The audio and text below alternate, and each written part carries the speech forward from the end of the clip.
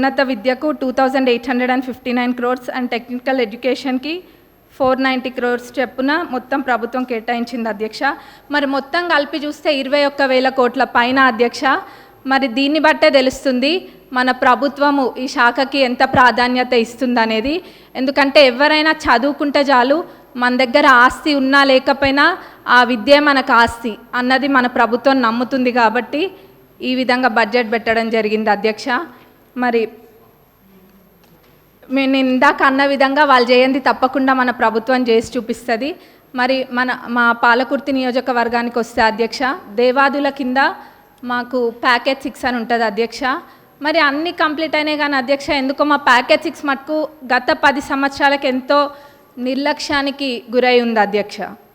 అది ఎంత పెద్ద ప్రాజెక్ట్ అంటే మొత్తము దానివల్ల 78,000 ఆయకట్టుకి నీరు వస్తాయి అధ్యక్ష. అయినా కానీ ఎంతో నిర్లక్ష్యం చేసిండ్రు అధ్యక్ష. మొత్తం కలిపి కూడా 30-35% పనులు కూడా పూర్తి కాలేదు అధ్యక్ష. రైతులు అంటే అంత చిన్న చూప అధ్యక్ష.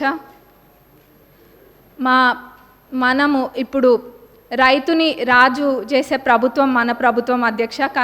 కాబట్టి మన ప్రభుత్వంలో ఇది ఖచ్చితంగా చేయాలి అధ్యక్ష. మరి ఆ 30-35% కూడా కంప్లీట్ కాలేదు.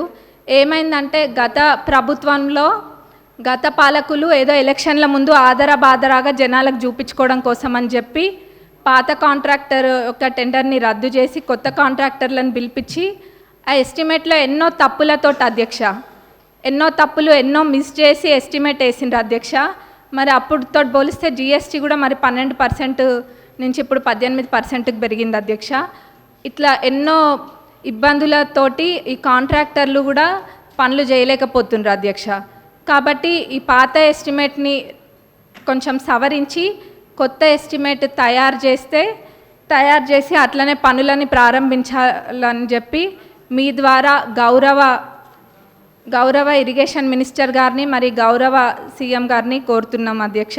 ఎందుకంటే చాలా పెద్ద ప్రాజెక్ట్ అధ్యక్ష. 78,000 ఎకరాలకి ఇది నీరు అందిస్తుంది కాబట్టి ఇది పెద్ద ప్రాజెక్ట్ అధ్యక్ష. దీన్ని మన ప్రభుత్వంలో పూర్తి చేసి చూపించాలి అధ్యక్ష మనము.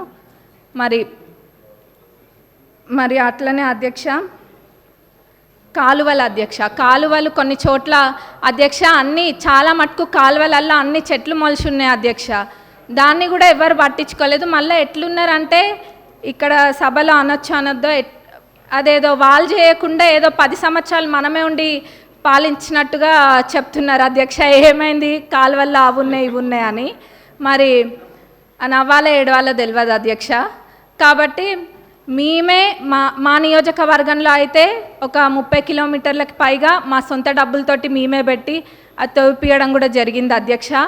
ఇక్కడ ఇదంతా ఇబ్బంది లేకుండా లైనింగ్ కాలువలు అన్నిటికీ కూడా లైనింగ్ చేయాలని మీ ద్వారా నేను కోరుతున్నా అధ్యక్ష.